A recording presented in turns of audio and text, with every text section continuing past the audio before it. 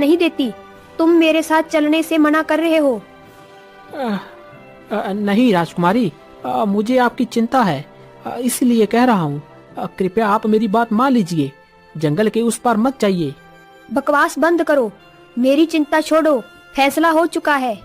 अगर मेरे साथ आना चाहते हो तो आ जाओ, नहीं तो वापस लौट जाओ महल। मैं तो अब उस पार जाऊंगी। मंत्री बार बार राजकुमारी को रोकने का प्रयास करता है। राजकुमारी, मेरी बात सुनिए। मेरा समय नष्ट मत करो मंत्री।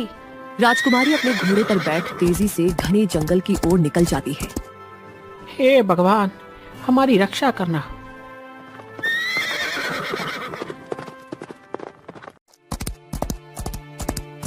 कुछ देर चलने के बाद राजकुमारी थक कर रुक जाती है। उसका गला बुरी तरह सूख जाता है। मैं जंगल के काफी गहरे हिस्से में आ गई हूँ। यहाँ तो चारों ओर कोई जानवर नहीं दिखाई दे रहा और प्यास भी बहुत लग रही है। राजकुमारी चारों ओर देखती है। पेड़ों की छांव में उसकी नजर एक प्राचीन अजीब सी पत्थर की मूर्ति पर पड़ती है। यह क्या है? इतनी पुरानी मूर्ति? यह कोई श्राप या रहस्य है? मंत्री, तुम सही कह रहे थे, हम कुछ ज्यादा ही अंदर आ गए। मैंने आपसे कहा था राजकुमारी। अब क्या फायदा यह सब कहकर, प्यास भी बहुत लग रही है। राजकुमारी पानी की तलाश में थोड़ा आगे बढ़ती है और अचानक रुक जाती है। उसके सामने एक सरोवर था जिसका पानी बिल्कुल शांत था।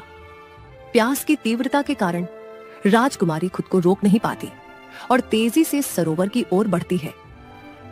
रुकिए राजकुमारी, मुझे यह सब अजीब लग रहा है। इस सुनसान जगह पर इतना साफ पानी। तुम तो मंत्री हमेशा हर चीज से रोकते हो। तुम्हें क्या अजीब लग रहा है? मुझे प्यास लगी है, चुप रहो। राजकुमारी तेजी से सरोवर में झुकती है और अंजलि भरकर पानी पीती है। जैसे ही राजकुमारी पानी पीकर खड़ी होती है, उसके शरीर पर राख जैसी परत जमने लगती है। वह पलक झपकते ही पूरी तरह से पत्थर में बदल जाती है। राजकुमारी जी, राजकुमारी जी।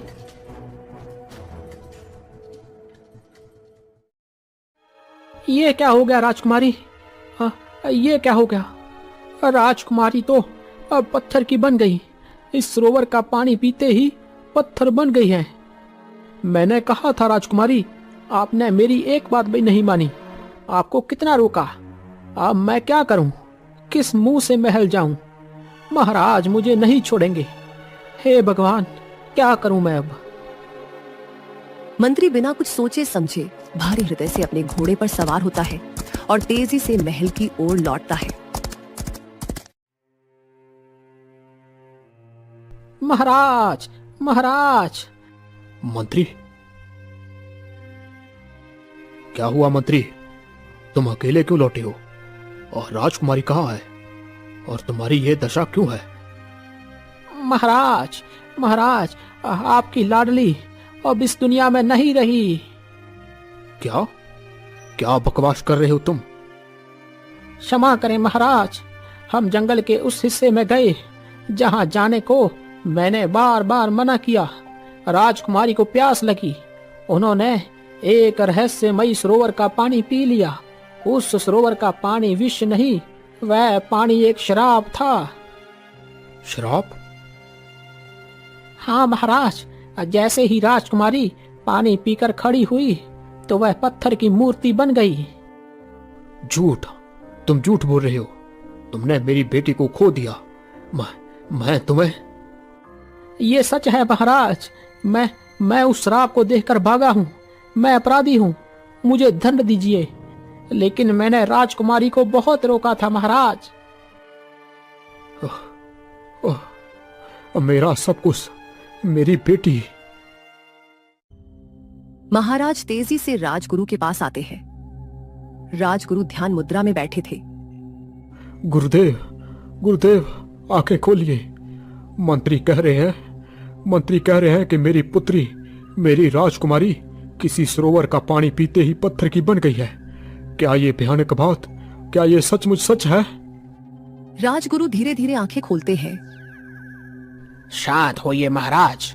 आपके प्रश्न का उत्तर देने से पहले मुझे अपनी ध्यान शक्ति से उस सत्य को देखना होगा। राजगुरु अपनी आंखें बंद कर गहन ध्यान लगाते हैं। कुछ पल बाद वह गहरी सांस लेकर आंखें खोलते हैं। हाँ राजन, ये सत्य है। जिस सरोवर का जल आपकी पुत्री ने पिया वह कोई साधारण जल नहीं, वह मौनी शिला सरोवर है जो एक प्राचीन श्राप से ग्रसित है। आपकी पुत्री सचमुच एक पत्थर में बदल चुकी है। मेरी बच्ची, क्या अब वह वापस नहीं लौट पाएगी गुरुदेव? क्या कोई उपाय नहीं, कोई रास्ता, कोई सुराग नहीं? निराश ना होइए राजन, उपाय अवश्य होगा, क्योंकि हर श्राप का एक तोड़ होता है। लेकिन उस तोड़ को जानने के लिए हमें पहले सरोवर के पास का मूल रहस्य जानना होगा। यह कोई मानवीय ज्ञान नहीं है।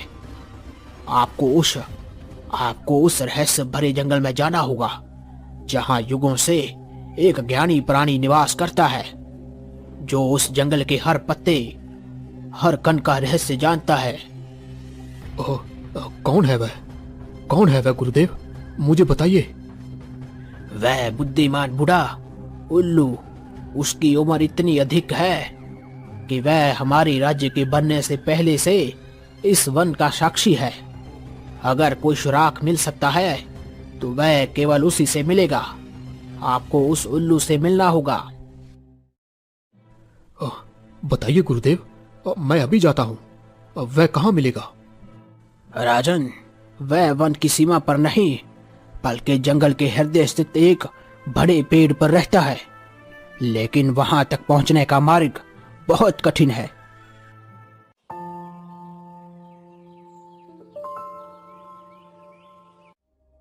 महाराज अपने राजसी वस्त्रों को त्याग कर एक साधारण यात्री का वेश धारण करते हैं। मंत्री, अब देर नहीं करनी। मेरी बेटी का जीवन उस बूढ़े उल्लू के ज्ञान पर टिका है। हम साधारण रूप में जाएंगे ताकि जंगल के प्राणी हमें राजा ना समझे।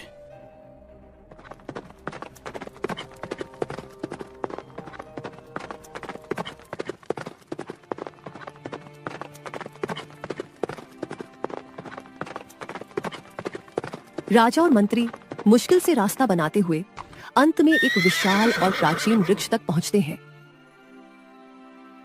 वृक्ष की सबसे मोटी शाखा पर बुद्धिमान बूढ़ा उल्लू शांत बैठा था। हे वन के ज्ञानी, हम दूर से आए हैं, एक गहरे दुख और आशा की खोज में। उल्लू धीरे से अपनी बड़ी पीली आंखें खोलता है। राजन, मुझे पता है तुम क्यों आए हो। मैंने तुम्हारे हृदय के कष्ट को देख लिया है, जो तुम्हारी पुत्री के पीड़ा के कारण उत्पन्न हुआ है। बोलो, अब मैं तुम्हारी किस प्रकार से सहायता कर सकता हूँ? बुद्धिमान उल्लू, मेरी पुत्री, मेरी राजकुमारी मौनी शिला सरोवर का जल पीकर पत्थर की बन गई है। मैं एक पिता हूँ, मेरा हृदय टूट चुका है। मुझे कारण बताइए, मुझे बताइए कि मैं अपनी पुत्री को इस श्राप से कैसे मुक्त करूं। उस सरोवर ने एक और मासूम को अपने श्राप में जकड़ लिया। हाँ राजन, वह मौनी शिला सरोवर एक श्रापित जलकुंड है। उसका रहस्य बहुत गहरा है और उस सरोवर के श्राप से आज तक कोई नहीं बचा है। लेकिन मुक्ति का मार्ग कठिन होते हुए भी मौजूद है। राजन, उस श्राप को कोई तलवार या मंत्र नहीं बल्कि एक दिव्य पक्षी ही तोड़ सकता है। तुम्हें उस पक्षी का एक पंख चाहिए। यदि तुम उस पंख को पहले सरोवर में और फिर राजकुमारी की शिला मूर्ति को छू दोगे तो राजकुमारी बिल्कुल सही हो जाएगी और उस सरोवर का श्राप हमेशा के लिए टूट जाएगा। तो बताइए बूढ़े उल्लू, मुझे वह पक्षी कहाँ मिलेगा? मैं अभी जाकर अपनी पुत्री को श्राप से मुक्ति दिलाता हूँ। रुको राजन, इतनी जल्दबाजी मत करो। जिस पक्षी की मैं बात कर रहा हूँ वह किसी साधारण व्यक्ति के पास नहीं आता और ना ही वह किसी से बात करता है। अगर तुम्हें उसके पंख चाहिए तो सबसे पहले तुम्हें उसके 3 खोए हुए मोती ढूंढने होंगे। ओह, 3 मोती?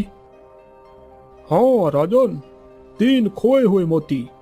अगर तुम वह तीनों मोती ढूंढकर उसे भेंट कर दोगे तो वह पक्षी तुम्हारी मदद करेगा और तुम्हें पंख देगा। ओह, लेकिन वह मोती मुझे मिलेंगे कहाँ? राजन, मैं तुम्हें यह तो नहीं बता सकता कि वह मोती कहाँ है, क्योंकि ज्ञान स्वयं अर्जित किया जाता है। लेकिन मैं तुम्हें 3 पहेलियां देता हूँ।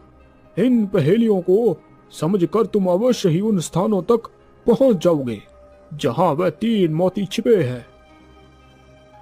प्रथम मोती की पहेली। जहां सौंदर्य की प्रशंसा हो वहां बदसूरत की क्रोध अग्नि दहके। जो छत को छिपाए छड़ी के भीतर, वह रूप बदलकर तुम्हें भटकाए। दूसरे मोती की पहेली। वह अज्ञानी पक्षी जो गहरे अंधेरे का घर है, कुएं के भीतर से सुने तुम्हारी हर खबर है। उसके 3 शब्द हैं जो वाणी का मोल मांगेंगे। गलत जुबान से उत्तर दोगे तो तुम्हारी आवाज चुरा लेंगे। तीसरे मोती की पहेली। 3 नेत्र रखता है जो चारों ओर देखता है, जिसकी एक झलक से देह भस्म हो जाए। उसका तावीज है मोती का रक्षक। जहां पहुंचने को तुम नहीं, तुम्हारी छाया चाहिए। जाओ राजन, इन पहेलियों को सुलझाओ। तुम्हारे पास समय कम है। सच्चे हृदय और निस्वार्थ बलिदान से ही तुम्हें सफलता मिलेगी। महाराज पहेलियों को ध्यान से पढ़ते हैं।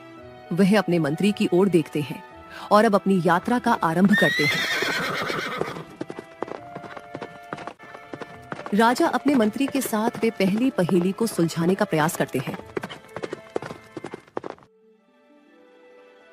सौंदर्य की प्रशंसा और बदसूरत की क्रोध अग्नि। यह किसी ऐसे प्राणी की ओर इशारा करता है जो अपने रूप से ग्रसित है और जिसके पास रूप बदलने की शक्ति है। रूप बदलकर तुम्हें भटकाए, यह कोई जादूगरनी या डायन ही हो सकती है। महाराज, छत छिपाई झड़ी के भीतर, इसका अर्थ है कि मोती उस डायन की जादुई छड़ी में छिपा होगा। हमें ऐसी जगह तलाशनी होगी जहां सुंदरता और बदसूरती का टकराव हो। वे जंगल में आगे बढ़ते हैं और अंत में एक अंधेरी और दुर्गंध भरी गुफा के सामने पहुंचते हैं। देखो मित्र, जरूर इस गुफा में उस डायन का ठिकाना होगा। हमें इस गुफा के अंदर जाना होगा। राजा और मंत्री दोनों गुफा के अंदर चले जाते हैं।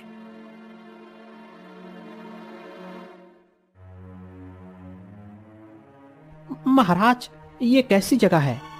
और देखिए, ये आवाज किस ओर से आ रही है? चुप रहो मंत्री, हमें सावधान रहना होगा। यह वही गुफा है जिसका वर्णन पहली पहेली में था। वे धीरे धीरे अंदर बढ़ते हैं। गुफा के भीतर उन्हें एक बूढ़ी कुरूप डायन मिलती है।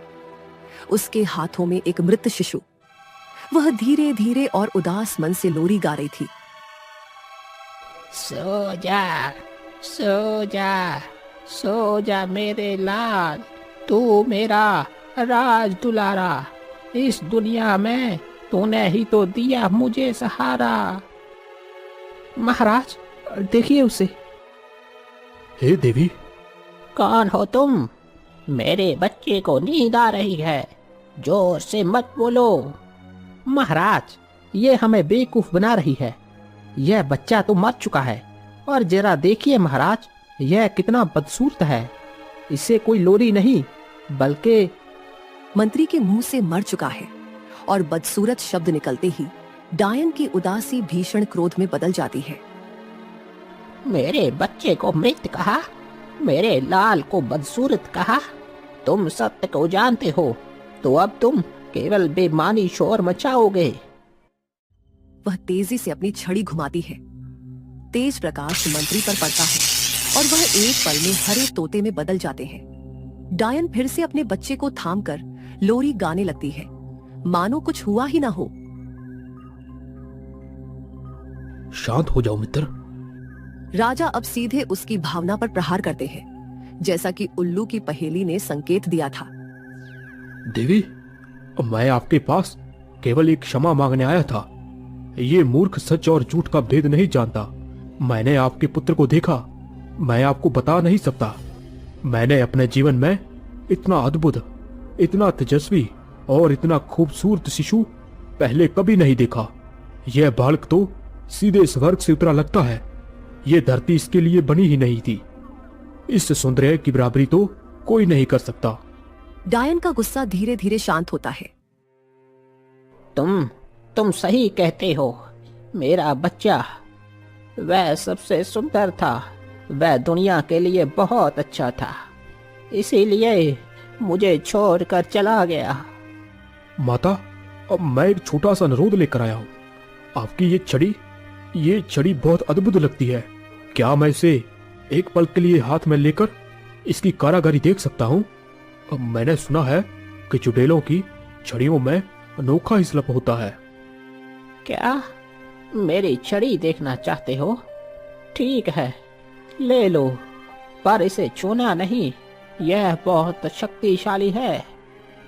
छड़ी को सावधानी से ले, वह तुरंत छड़ी को देखता है और चालाकी से मोती निकाल लेता है। ये रहा मेरा पहला मोती। क्या क्या कहा तुमने?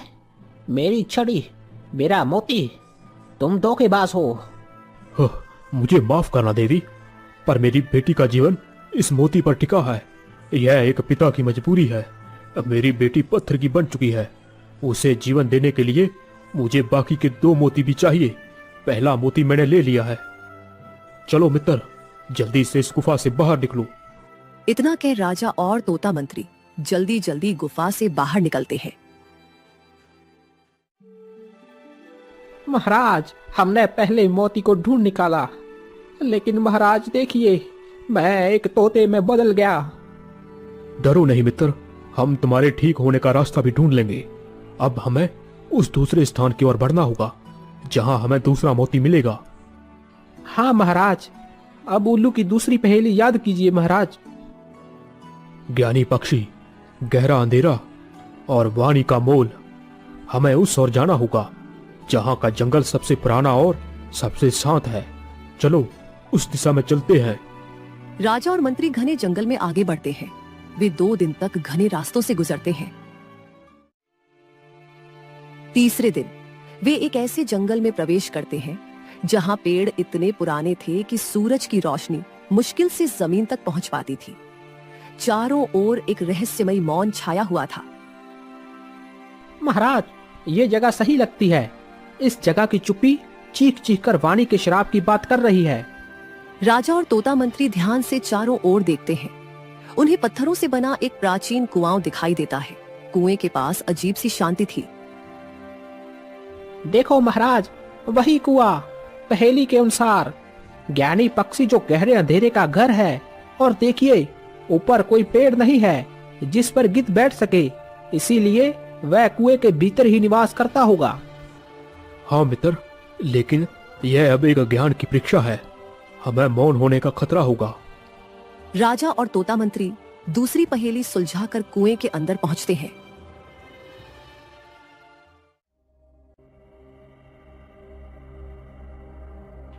स्वागत है तुम्हारा यात्रियों मेरे इस अंधेरे घर में।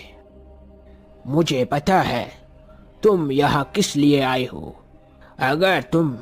अगर तुम यह मोती पाना चाहते हो तो सबसे पहले तुम्हें मेरे 3 प्रश्नों के जवाब देने होंगे। लेकिन सावधान रहना, गलत उत्तर दिया तो तुम्हारी वाणी यहीं रह जाएगी। जल्दी बोलो, तुम्हारे वह 3 सवाल क्या है? मेरा पहला सवाल वह क्या है जो हमेशा तुम्हारे सामने आता है पर तुम उसे कभी छू नहीं सकते। वह है भविष्य। वह हमेशा सामने होता है पर उसे छूना असंभव है। सही उत्तर। तुम्हारा पहला दाम सफर रहा। अब मेरा दूसरा सवाल, वह कौन सी चीज है जो जितनी ज्यादा हो उतना ही कम दिखाई देता है? परछाई। जब अंधेरा होता है तो वह कम दिखती है। गलत, मूर्ख। तुम्हारी वाणी अब मेरी है, अब तुम नहीं बोल सकते। जैसे ही राजा का उत्तर गलत साबित होता है, एक काली ऊर्जा राजा पर पड़ती है। राजा की वाणी तुरंत छिन जाती है। तोते, तुम्हारा साथी मौन हो गया। अगर तुम उसे वापस ठीक करना चाहते हो तो तुम्हें बाकी के सवाल के सही जवाब देने होंगे। हाँ, बताओ, तुम्हारा अगला सवाल क्या है? अभी मेरे दूसरे सवाल का उत्तर बाकी है, जिसके कारण तुम्हारा राजा मौन हुआ। वह कौन सी चीज है जो जितनी ज्यादा हो उतना ही कम दिखाई देता है? इसका जवाब है अंधेरा। जितना अंधेरा होता है उतना ही कम दिखाई देता है। बहुत खूब, सही जवाब। अब मेरा आखिरी सवाल, यदि तुम इसका उत्तर दे पाए तो मैं तुम्हें ये मोती दे दूंगा। वह कौन सी चीज है जो दिन में 4 पैरों पर, शाम को 2 पैर पर और रात में 3 पैर पर चलता है? इसका जवाब है मनुष्य, जो बचपन में 4 पैरों पर, जवानी में 2 पैर पर और बुढ़ापे में 3 पैर पर लाठी के सहारे चलता है। सही जवाब। तुम्हारा ज्ञान तुम्हारे मित्र से अधिक निकला। तुमने शर्त पूरी कर दी। तुम्हारी बुद्धि और तुम्हारे मित्र का बलिदान दोनों ही महान हैं। गिद्ध की मौनी शक्ति टूटती है और राजा की वाणी वापस आ जाती है। महाराज, धन्यवाद मेरे मित्र, तुमने मुझे बचा लिया। तुम दोनों अब मुक्त हो। ये लो तुम्हारा मोती। राजा ने मोती को सुरक्षित रखा और फिर गंभीर होकर गिद्ध की ओर देखा। गिद्धराज, अब मुझे मेरी अंतिम तलाश पूरी करनी है। मुझे 3 मोतियों की आवश्यकता है और मुझे पता है कि वह तीसरा मोती भी यहीं कहीं छिपा है। क्या आपको उसका पता है? हाँ राजन, तीसरा मोती ही सबसे रहस्यमयी और खतरनाक है। हाँ गिद्धराज, सही कहा। पहेली के अनुसार 3 नेत्र रखता है जो चारों ओर देखता है। जिसकी एक झलक से देह भस्म हो जाए उसका तावीज है मोती का रक्षक। जहां पहुंचने को तुम नहीं, तुम्हारी छाया चाहिए। राजन, ये स्थान है विशाल पहाड़ियों की सबसे ऊंची गुफा के अंदर। वहां एक 3 नेत्र वाला शिवलिंग है। वह शिवलिंग ही मोती का रक्षक है। लेकिन उस गुफा के अंदर परिंदा भी पर नहीं मार सकता। उसकी अग्नि से आज तक कोई नहीं बच पाया। जो भी उसके सामने आता है वह तुरंत जलकर भस्म हो जाता है। भस्म हो जाता है? फिर मैं वहां कैसे पहुंचूंगा?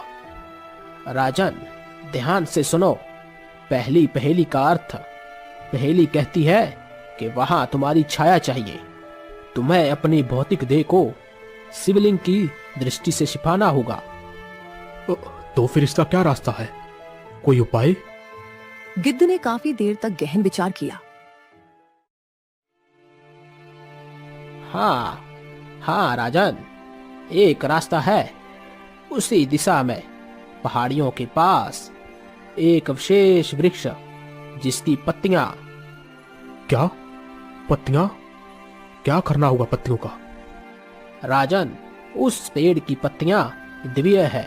अगर तुम उस पेड़ की पत्तियां तोड़कर अपने मुंह में रखोगे तो तुम अदर्श हो जाओगे और तब तुम उस गुफा के भीतर जा पाओगे। शिवलिंग की दृष्टि तुम्हारी अदर्श छाया को नहीं जला पाएगी। लेकिन राजन, इसमें भी एक चुनौती है। तुम्हें अदृश्य होने के लिए उस पेड़ की एक पीली पत्ती ही चाहिए। पीली पत्ती? हाँ राजन, उस पेड़ की सभी पत्तियां गहरे हरे रंग की होंगी। लेकिन यदि तुम उस पेड़ के सामने सच्चे दिल से फरियाद करोगे, बिना किसी छल या लालच के, तो शायद तुम्हारा इरादा तुम्हें वह एक पीली पत्ती प्राप्त करने में मदद कर दे। ठीक है गिद्धराज, हमें मार्ग मिल गया। अब हम अपनी पुत्री को वापस लाने के लिए सत्य की अंतिम परीक्षा देने जा रहे हैं। राजा और मंत्री गिद्धराज के बताए अनुसार आगे की यात्रा शुरू करते हैं और पहाड़ियों के रास्ते से गुजरते हुए उस स्थान पर पहुंचते हैं। मित्र तोते, यह स्थान शांत और रहस्यमय है। यहाँ हवा में भी एक अजीब सी स्थिरता है। हमें यही कहीं वह अदृश्य छाया वृक्ष खोजना होगा। कुछ देर तलाश करने के बाद उन्होंने ऊंची पहाड़ियों के पास ऐसा पेड़ देखा जो अन्य सभी पेड़ों से बिल्कुल अलग था। उसकी पत्तियां घनी थीं और उनका रंग गहरा शाही हरा था। महाराज देखिए, मुझे लगता है यही वह वृक्ष है। यह अपनी ऊर्जा को छिपा रहा है। राजा ने पेड़ के ऊपर देखा, हर पत्ती हरी थी। गिद्धराज ने ठीक कहा था, यहाँ कोई पीली पत्ती नहीं है और हमें जलकर भस्म होने से बचने के लिए केवल एक वही पीली पत्ती चाहिए। हाँ महाराज, निराश ना होए। गिद्धराज ने यह भी कहा था, अगर तुम सच्चे दिल से फरियाद करोगे तो तुम्हें मंजिल मिल जाएगी। तुम सही कहते हो मित्र। मेरी बेटी का जीवन मेरे लिए सिंहासन से भी अधिक है। मेरा हृदय इस समय पूरी तरह निस्वार्थ है। हे अदृश्य छाया वृक्ष, मैं राजा हूं, पर आज मैं एक साधारण पिता बनकर तुम्हारे सामने खड़ा हूं। मैं ये मोती किसी लालच के लिए नहीं, बल्कि अपनी पुत्री के जीवन के लिए चाहता हूं। मैंने 2 मोती हासिल कर लिए हैं और अब मैं तीसरा मोती जीतने जा रहा हूं। यदि मेरे हृदय में कोई छल नहीं है तो कृपया मुझे वह पीली पत्ती प्रदान करो जो मेरी बेटी को वापस ला सके। जैसे ही राजा ने अपनी प्रार्थना समाप्त की, तभी पेड़ की शाखा पर एक चमत्कार हुआ। एक हरी पत्ती धीरे धीरे रंग बदलने लगी। वह गहरे हरे से सोने जैसी पीली हो गई। जैसे ही उसका रंग पूरी तरह बदल गया, वह पत्ती धीरे से हवा में तैरी और राजा के सामने आ गिरी। महाराज देखिए, सत्य प्रकट हो गया। आपके निस्वार्थ प्रेम ने इस वृक्ष को झुका डाला। देखिए महाराज, वह पीली पत्ती। हाँ मित्र, अब अंतिम परीक्षा का समय है। हमें आखिरी मोती तक पहुंचना होगा। राजा ने तुरंत उस चमकीली पीली पत्ती को उठाया। चलो मित्र, शिवलिंग की गुफा की ओर। अब हमारी राह में केवल तीसरा मोती खोजना बाकी है। राजा और मंत्री उस गुफा के बाहर आ खड़े हुए। मित्र, यही वह गुफा है जिसके बारे में गिद्धराज ने बताया था। सावधान महाराज, आपको अपनी देह नहीं, केवल अपनी छाया बाहर ले जानी है। राजा ने वह पीली पत्ती अपने मुंह में रखी। पत्ती का रस राजा के शरीर में फैलते ही वह पूरी तरह अदृश्य हो गया।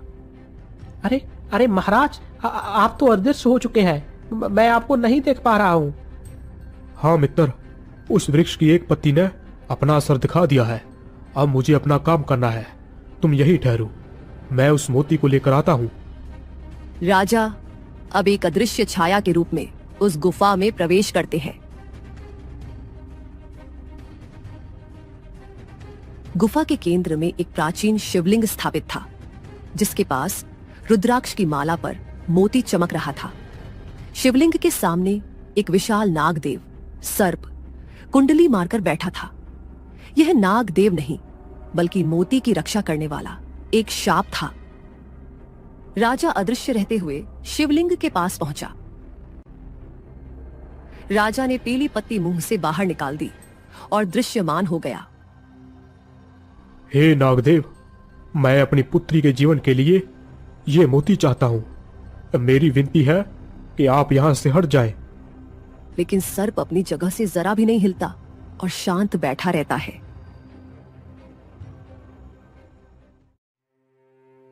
हे महादेव, मैं नागदेव को हटा नहीं सकता। मेरा जीवन पहले ही शून्य हो चुका है। मेरी लाडली पुत्री का जीवन इसी अनमोल मोती पर टिका है। कृपया आप मुझे कोई मार्ग दें।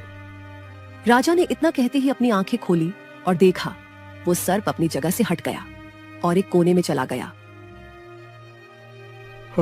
धन्यवाद महादेव, आपने मेरी सत्यनिष्ठा को स्वीकार किया। राजा आगे बढ़ा और शिवलिंग के पास से मोती उठाया। आखिरकार मैंने 3 मोती ढूंढ ही निकाले। अब मेरी पुत्री का श्राप टूट जाएगा। मुझे अब उस उल्लू के बताए अनुसार उस पक्षी के पास जाना होगा, जिसके एक पंख से मेरी पुत्री का जीवन वापस आएगा। राजा गुफा से बाहर निकलते हैं। महाराज, आप सकुशल बाहर आ गए। मैं डर गया था कि शांत हो जाओ मित्र, डरने की कोई बात नहीं है। हाँ, मुझे तीसरा मोती मिल गया है। हमारे तीनों मोती अब एक साथ हैं। राजा ने तीसरा मोती मंत्री को दिखाया। वाह वाह महाराज, अद्भुत। ये 3 मोती तो अद्भुत है। अब हमें क्या करना है महाराज? क्या हमें अब उस पक्षी के पास जाना है जिसके ये 3 मोती है, जैसा कि उल्लू ने बताया था? हाँ मित्र, अब समय आ गया है। उल्लू के बताए अनुसार हमने उस पक्षी के 3 मोती खोज लिए हैं। अब हमें उस पक्षी से मिलना होगा। राजा और मंत्री उस अद्भुत पक्षी के पास पहुंचते हैं। राजा ने आदर से सिर झुकाकर कहा, पक्षीराज, मैं यहाँ आपके 3 खोए हुए अमूल्य मोती लेकर आया हूँ। राजा ने 3 चमकते मोती निकाले और उन्हें पक्षी के सामने रखा। पक्षी अपने 3 खोए हुए मोती देखता है। पक्षीराज, एक बुद्धिमान उल्लू ने मुझे मार्गदर्शन दिया था। उसने कहा था वह पक्षी ही तुम्हारी मदद करेगा जब तुम उसके 3 खोए हुए मोती खोज निकालोगे। उसके पंख में वह शक्ति है जिससे तुम्हारी राजकुमारी और सरोवर का श्राप टूट जाएगा। क्या यह सत्य है? महाराज, उल्लू ने बिल्कुल सत्य कहा था। मेरे ये मोती ही मेरी शक्ति थे जो मुझसे छीन लिए गए थे। आपने इन्हें लौटाकर मुझे नया जीवन दिया है। मैं अवश्य ही आपकी सहायता करूंगा। पक्षी ने राजा को प्रेम पूर्वक अपना एक श्वेत पंख देते हुए समझाया। महाराज, ध्यान से सुनिए, यही श्राप तोड़ने का उपाय है। सबसे पहले इस पंख को ले जाकर श्रापित सरोवर के जल से छूना। यह सरोवर के श्राप को पंख में खींच लेगा। उसके बाद तुरंत इस पंख को अपनी पुत्री के शरीर से स्पर्श कराना। इससे उस पर लगा श्राप पूरी तरह समाप्त हो जाएगा। राजा ने पक्षी को धन्यवाद देकर तुरंत मंत्री के साथ राजकुमारी के स्थान की ओर चल दिए। राजा तुरंत सरोवर के पास पहुंचे जहां राजकुमारी की मूर्ति खड़ी थी।